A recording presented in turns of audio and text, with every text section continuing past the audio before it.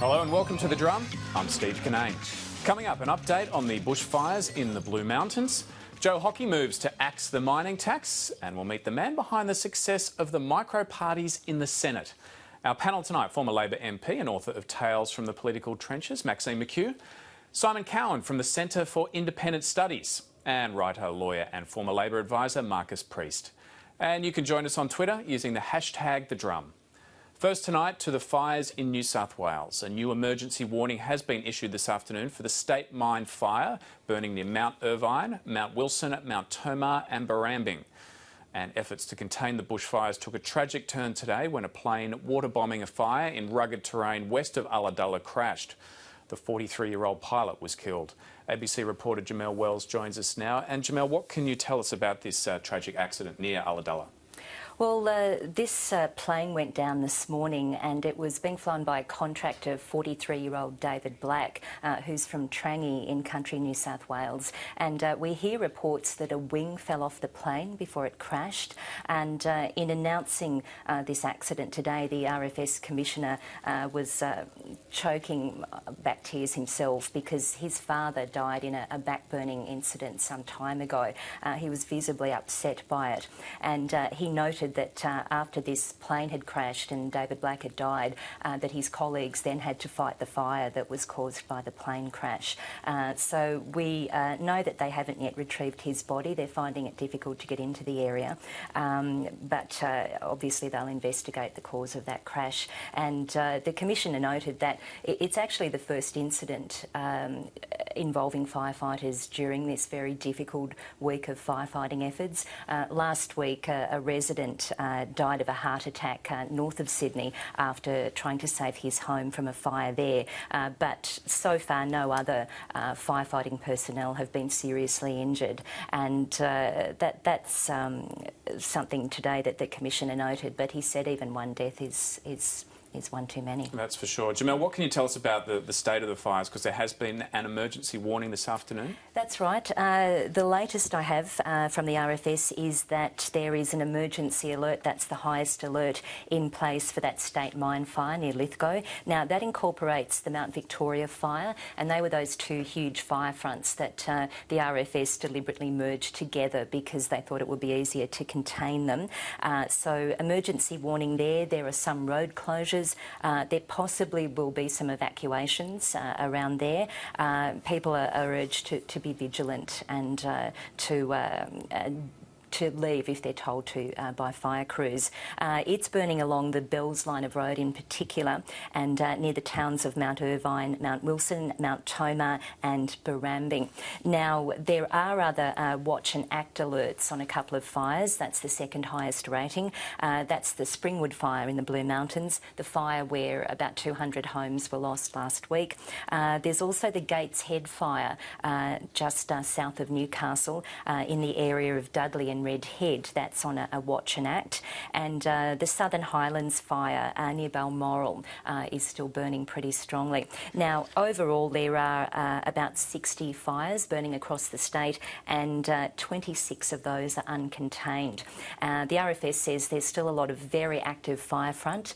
The weather conditions are expected to ease over the next few days, although the winds are still pretty strong. And as we've seen this afternoon, this state mine fire has flared up again because of those winds. But Tuesday is going to be another really hot day for firefighters, and they're hoping over the next few days they can build containment lines, continue with the backburning and try to get a lot of work in before Tuesday. And Jamelle, on that issue of the state mine fire, we heard an apology today from the acting Chief of the Defence Force over that. Well, we did. Last night, the RFS dropped the bombshell that its investigation had found Defence did cause this fire. Defence wouldn't comment on it for a few hours, but now they've come out and said, yes, we did. We're still holding ongoing investigations into it. It wasn't deliberate. It was an accident. It was during a training exercise. We accept responsibility. And we heard today that some Defence personnel have actually lost their homes in this fire as well. And even the New South Wales Premier, Barry O'Farrell, said yesterday Defence is helping fight these fires and they're not to be seen as total villains in this. Jamelle, thanks very much for the update. Well, both the Prime Minister and the Environment Minister have rejected suggestions the New South Wales bushfires are somehow linked to climate change. The UN Climate Chief, Christina Figueres, told CNN earlier this week there was an absolute link between climate change and bushfires, though she did not pinpoint a definite link between the current fires and global warming. Overnight, Greg Hunt told the BBC that bushfires were frequently occurring events in Australia, and in doing so he was sourcing information from Wikipedia. I looked up what Wikipedia said, for example, just to see what the rest of the world thought, and it opens up with the fact that bushfires in Australia are frequently occurring events during the hotter months of the year.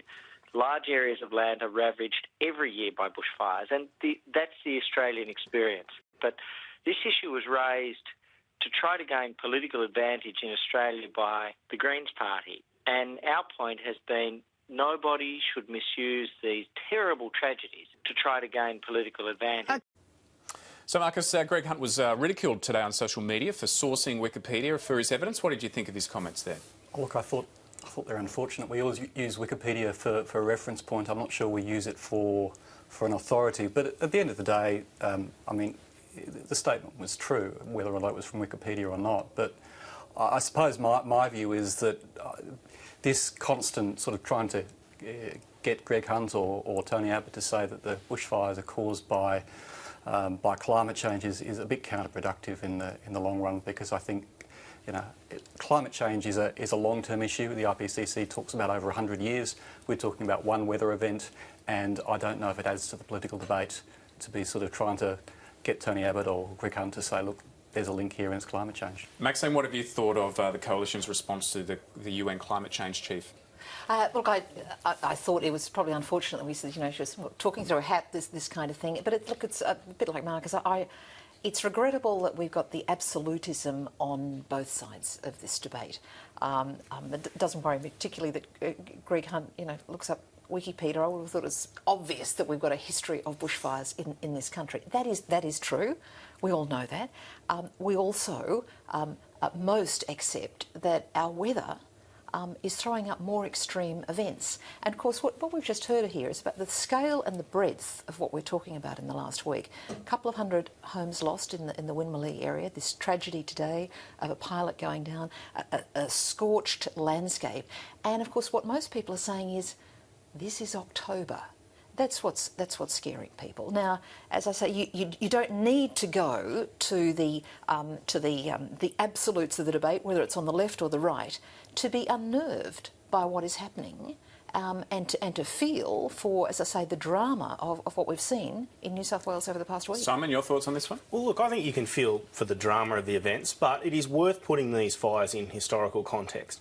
We've had serious fires in October before. We've had much more serious fires than these in October before. There is absolutely nothing about this fire that is unseen in Australian history. So that's the first point. So when have we had fires worse than this in October? Oh, well, if you go back 40 or 50 years, you know, the 1950s, 1960s, then both of those decades were fires in October that were bigger than these. And can I just make a point? Where does it get us to be making this point? Well, it's as we've had this before. We had it before. Where does this get us? Well, so what? The point is this, and it goes back to what Marcus was saying, that you need to distinguish between climate and weather. You want to convince people about the merits of climate change, and I personally believe in climate change myself, right? But if you want to convince people that this is real, don't go out there with every event that you can see with a tenuous link to climate change and say, ha ha, this is the link that will convince everyone. Because that's what's been happening for the last decade.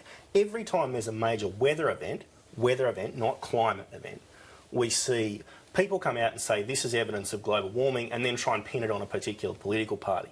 That's what's bringing this extremism to the debate. Marcus, you wrote about this on your piece on The Drum today. You were saying that advocates for climate action on climate change have to be very careful about this, and you think they've overreached in certain circumstances. Look, I think if you look at the history of the climate change debate over the last 10 years, in sort of 2004, 2005, the chair of the former Climate Commission, Tim Flannery, made some quite strong statements saying that Perth would be, you know, the 21st century first ghost metropolis. A couple of years later, he said, Brisbane, Sydney and Adelaide would need desalinated water. And those sort of comments did feed public concern and public support for action on climate change. But in 2009, when that drought finished, people's attention swung to the GFC, and a lot of that support for immediate action on climate change fell away. And in fact, you look at the Victorian bushfires and you look at the Queensland floods, it didn't provoke the same level of concern. In fact, support for taking action on climate change went backwards. So, those sort of overreaches become ammunition for those people who say that climate change isn't caused by humans.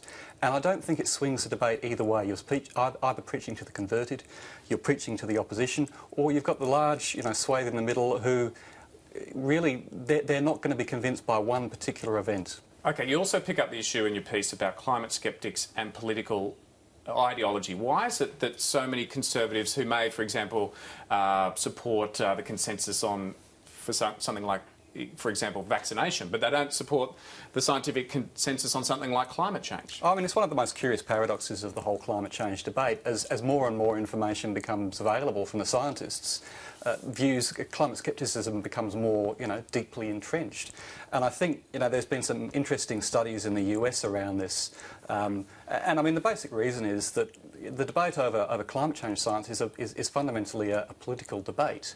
And when they did some studies of, conservatives or free marketeers who denied the climate change science, there was an interesting experiment where people were given two versions of the same story. So both said that the climate was changing, it was caused by humans, and it would have, very, very severe economic and environmental consequences. But one of them said, this is why we need to take anti-pollution measures to deal with this. And the other said, this is why we need to look at nuclear power. And of course, no surprise, the one which said we've got to look at nuclear power caused less polarisation than the other, because it reinforced some of the views already of the conservative side of politics. So, fundamentally, this is a political debate, not a scientific debate, and until we recognise that, I don't think we're going to move forward. Simon, why do you think there's so much scepticism on the right?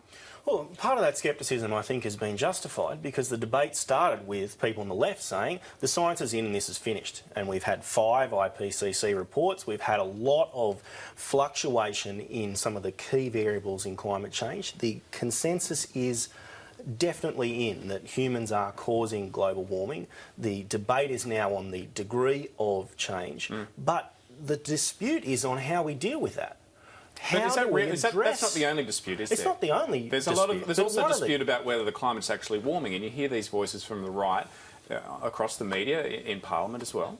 Oh, sure. But I think part of that at least has been driven by the way the solutions to climate change have been presented, in that we've seen it as a big government exercise. It's more regulation. We've dismissed nuclear power out of hand because it doesn't fit with other ideological concerns. We've seen India and China be exempted from some of the more severe restrictions on increasing carbon emissions because they want to give them scope to bring their populations out of poverty. Now, they may be noble goals, but they don't fit with the rhetoric of the greatest challenge facing humankind. And so you see people who are naturally sceptical of all authority, which is what a lot of free marketeers are, because they're sceptical of the government.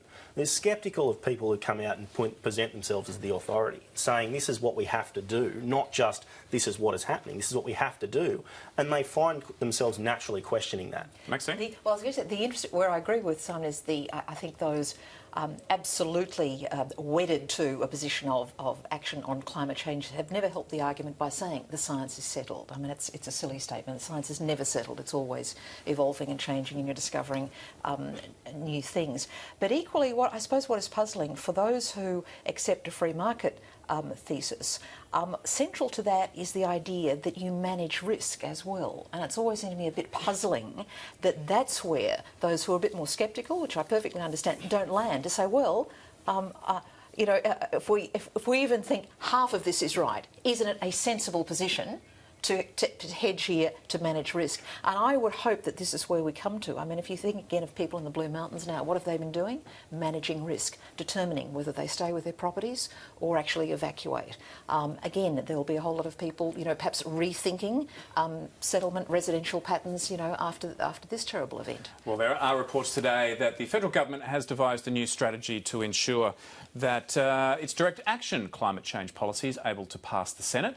The Australian newspaper is reporting that while the government wants both houses of Parliament to pass the direct action plan by the end of June, it is devising a contingency strategy to make funding for the Emissions Reduction Fund part of the budget appropriate bills.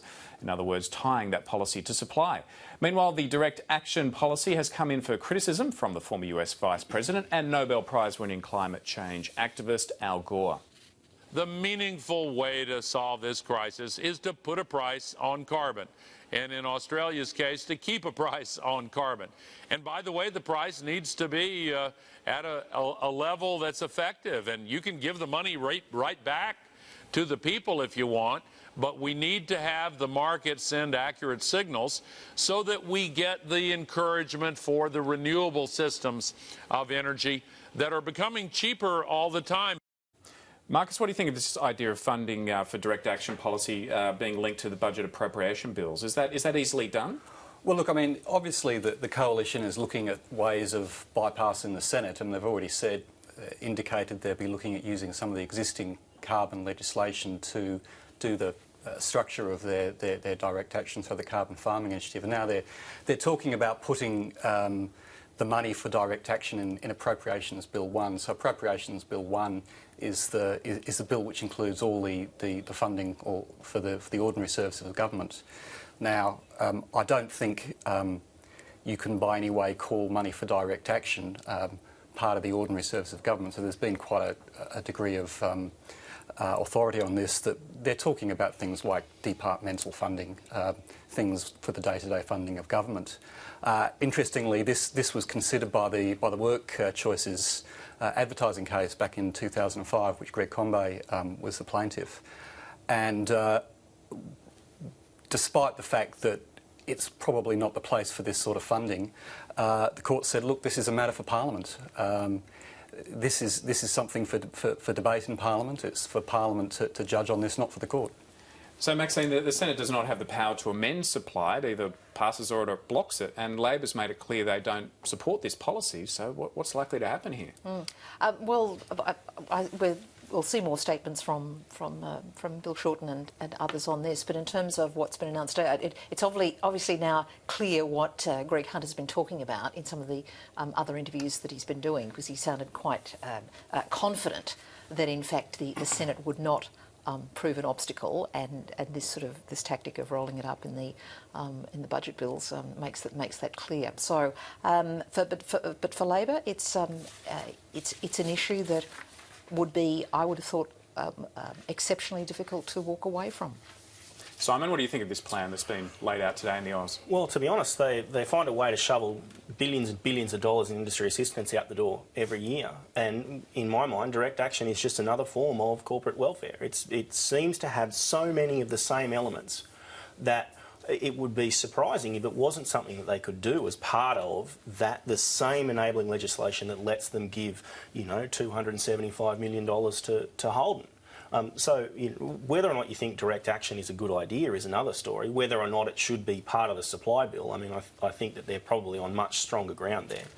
Marcus, this is an area you covered a bit when you were working at the Fin. Now, part of their policy is to plant 20 million trees. Do they have to plant more now that the bushfires have gone through New South Wales to abate all that carbon that's been lost? Look, I think the interesting thing about where they say the abatement's going to come from is that I think gradually over time Greg Hunt has shifted away from the 20 million trees and sort of talked about other forms of abatement, particularly energy efficiency. Now, energy efficiency is a very low cost form of abatement. His language is now we will source the lowest cost form of abatement, and whether it be tree planting, energy efficiency, or methane gas from coal mines. So, look, it is possible. It'll be interesting to watch, but I think it's not going to just be tree planting. All right. Well, the Treasurer, Joe Hockey, is calling on the Labor opposition to support the government's legislation to repeal the mining tax. The draft legislation was released today. If passed, the tax will be abolished from July next year. The bill also seeks to abolish associated payments, including the school kids and low income support bonuses, as well as some tax deductions for small business. Mr Hockey says the opposition should admit that the tax has failed. Maxine, is it time for Labor to admit that?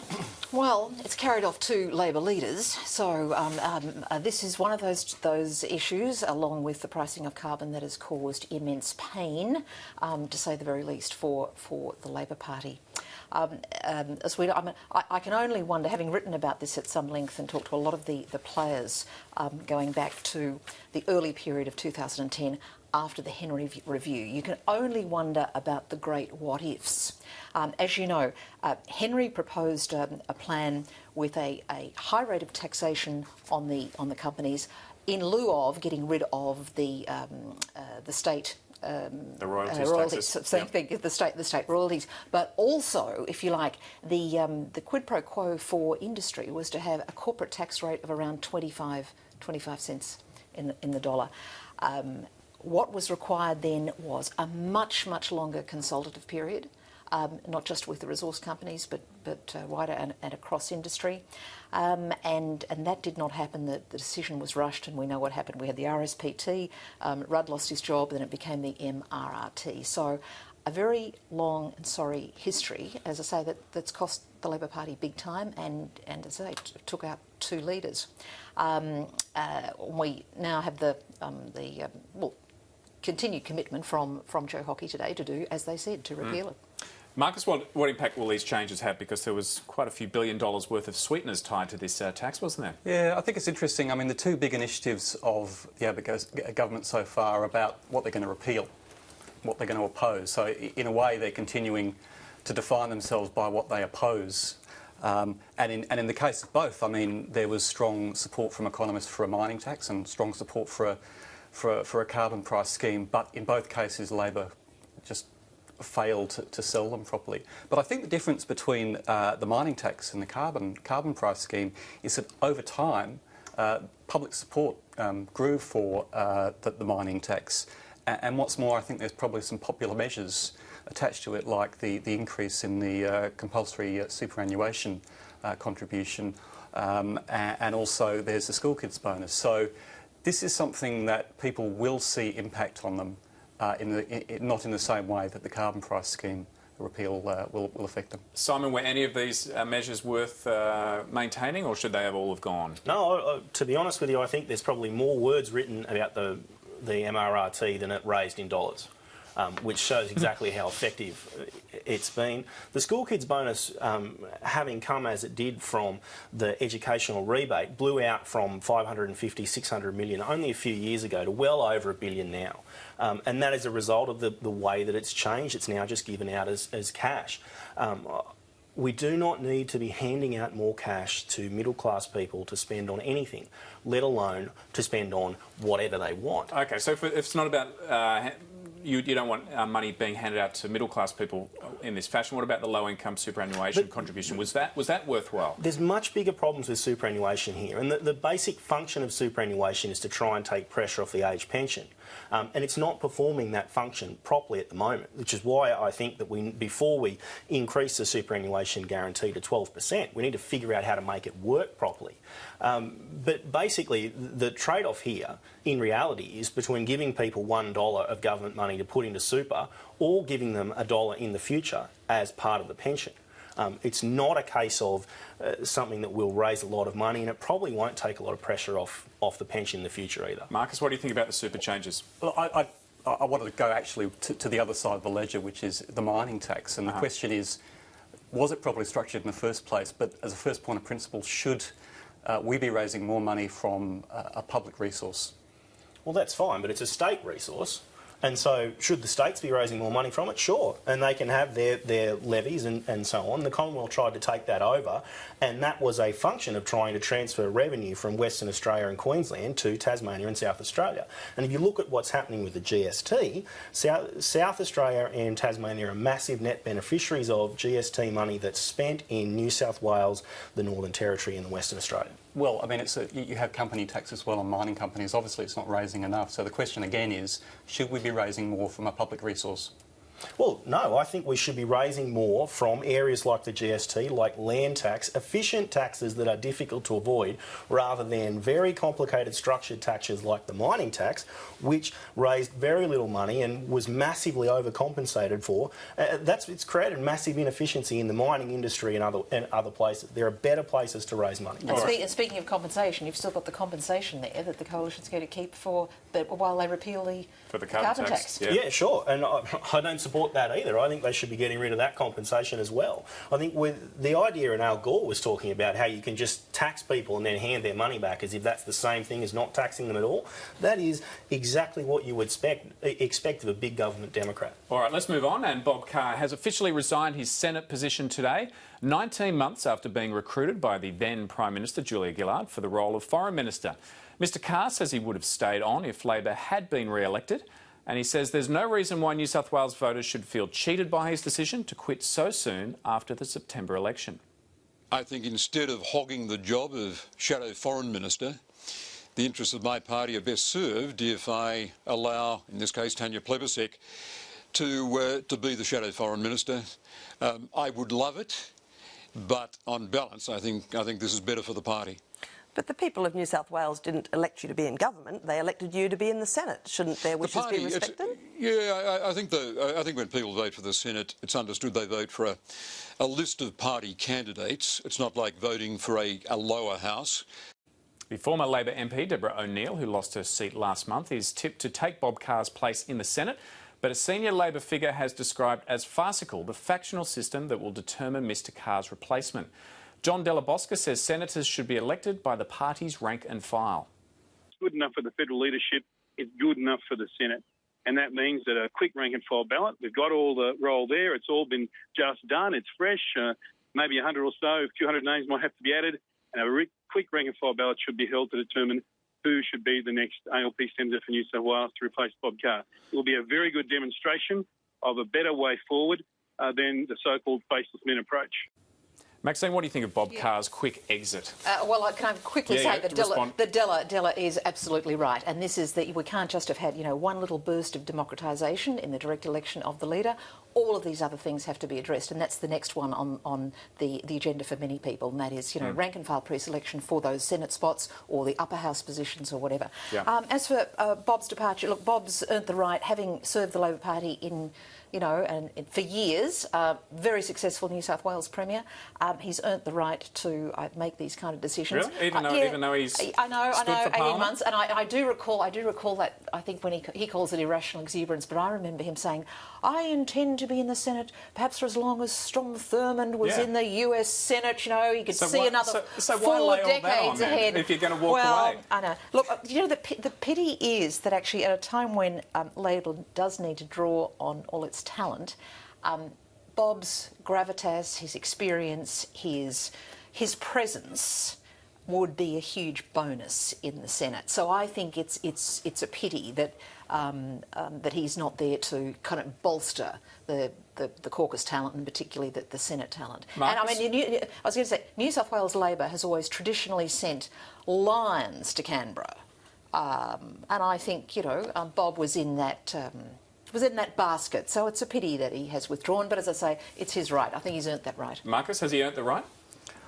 Look, he criticised Labor for a lack of canniness, and I think his canniness was on display here. I mean, coming into the Senate just so he could be a member of the executive, and then leaving when he's in opposition. And then making out that he's doing Labor a favour by standing aside. I mean, that's canny.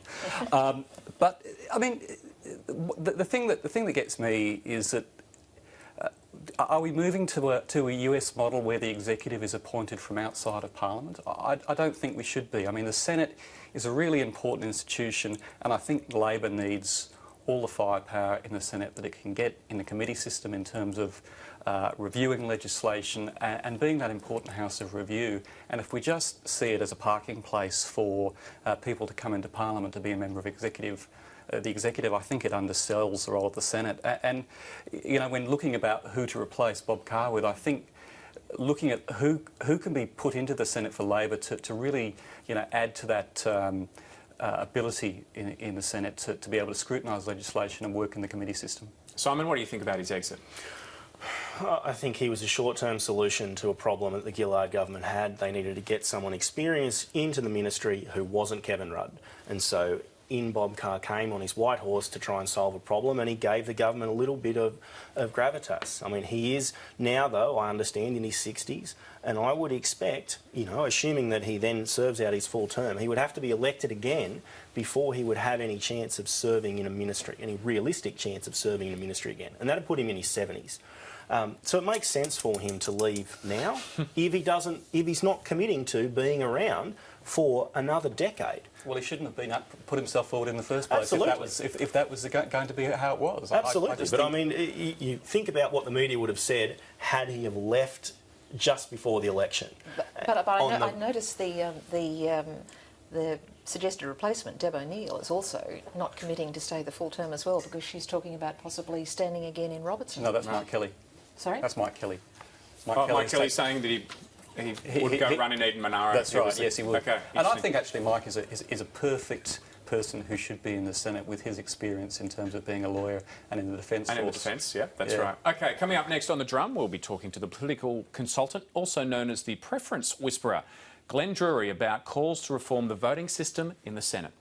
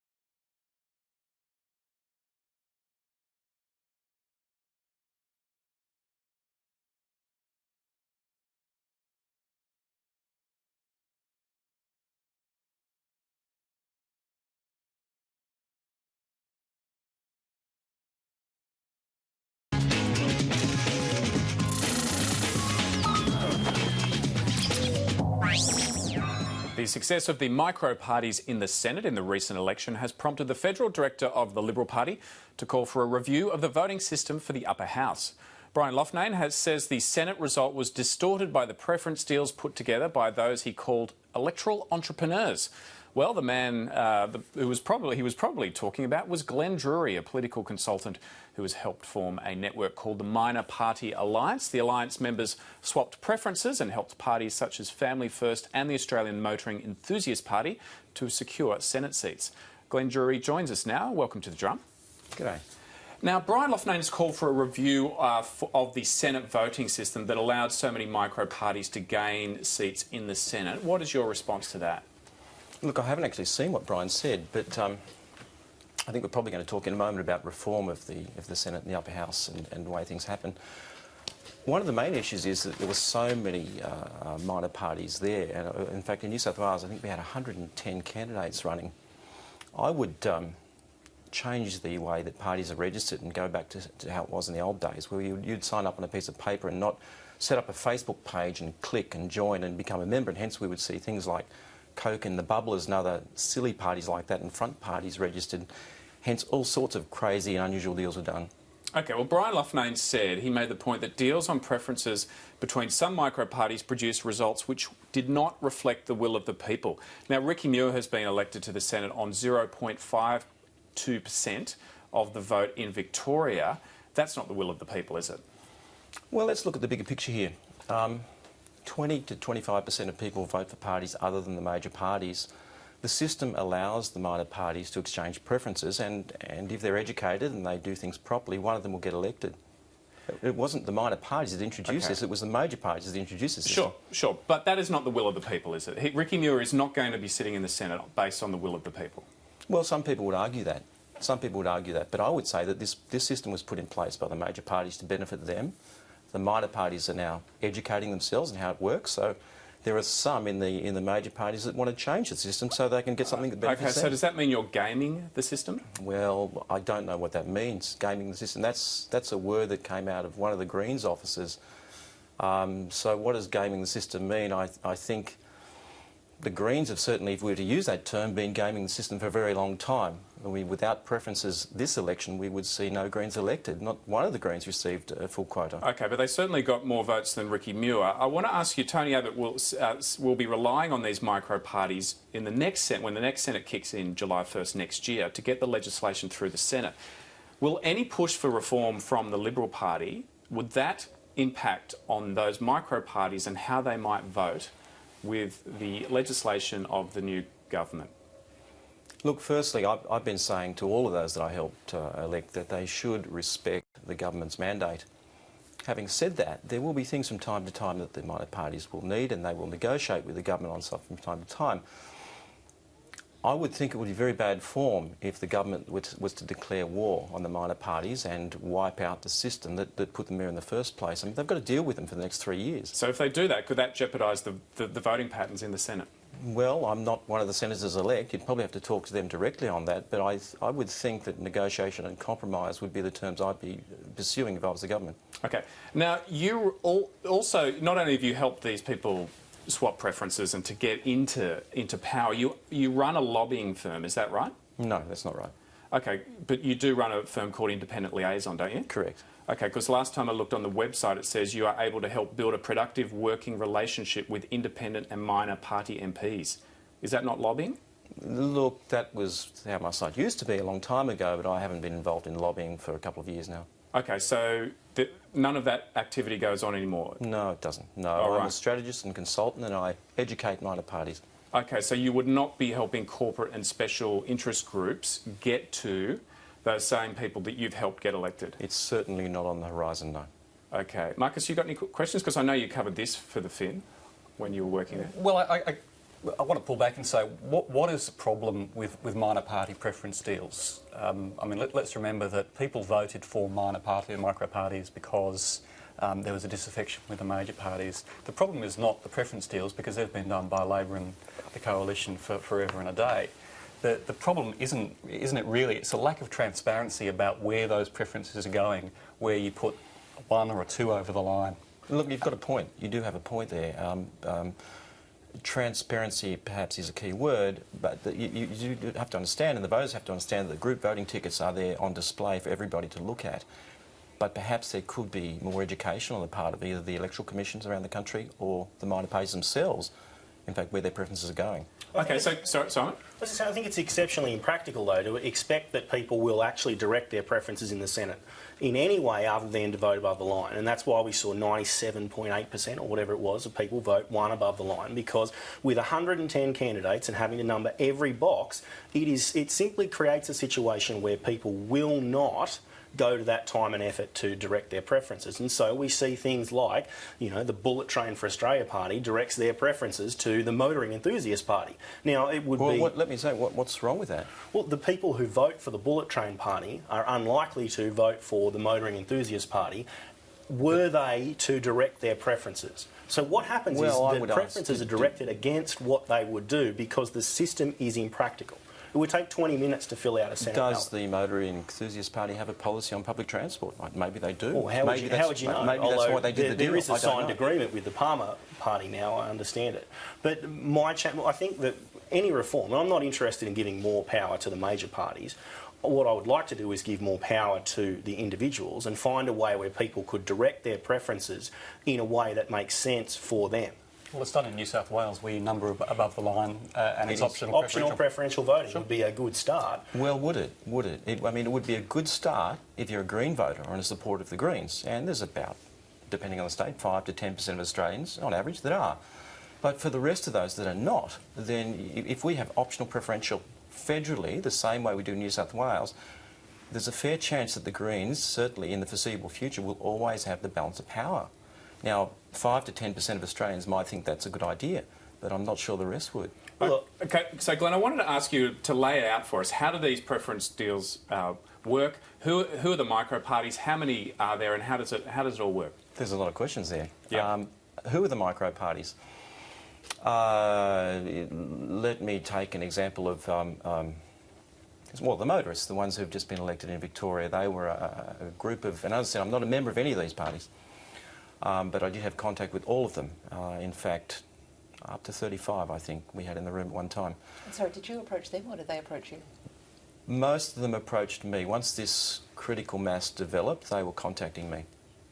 This is something, understand, I've been doing since 1999. And it's become something of a role of an educator for me. And I get a great sense of satisfaction when one of these people get elected. I think it's a wonderful thing for diversity in politics in Australia. But if I could go back to your question, who are the micro parties and what are they about? They're about all kinds of different things depending on the group, and essentially it's a group of I won't focus on any party in particular, but you might care about free speech, for example. And there may be issues of free speech, so you'll get together with half a dozen journalists or whatever it might be and form a party, and away you go. All right, You're passionate about an issue and you form a party to enter the political process to do something about that. So you get all those parties in the room together. How do you work out who gets the last batch of preferences? Well, I don't work that out. Who works that out? If you're asking me to go through how the minor party alliance works, is that what you're asking me? Yeah, I want to know, how do you work out who's the last person to get over the line? How the Motoring Enthusiast Party, for example, becomes the party that gets elected? I'm not sure if the word chaos theory comes into this, but there is certainly a degree of that. But if I could go back to the start of how this worked, in fact, from '99, I educate them and I show them how the system works. Aren't there real dangers for micro parties in this sort of preference deal? Because we've seen on a number of occasions that the deals haven't been honoured, and in fact, yes. one of the outcomes in Tasmania was that a deal with the Sex Party wasn't honoured. Yes, and they would have got over the line if the Liberal Democrats had honoured their deal. That is a problem, and as the elections and the years go by, I weed these people out. And when I stand up and talk about the Minor Parties Alliance, there's one thing we don't tolerate, and that is dishonesty. If you do a deal, you must stick to it. And, you know, election after election, there's always someone who doesn't stick to the deals. And there was an odd thing happened this time, look, understand, I don't discriminate on the basis of philosophy. If you're to the right, to the left, the green, the brown, you're welcome. You can come in. I discriminate on the basis of numbers. It's only minor parties that come into the Minor Parties Alliance. But we had an odd situation this time of One Nation had done some sort of deal with the Greens in Queensland ahead of the other right-wing groups. So, yes, weird things happen. Glenn Drury, thanks very much for coming in. And thank you to all of our panellists tonight.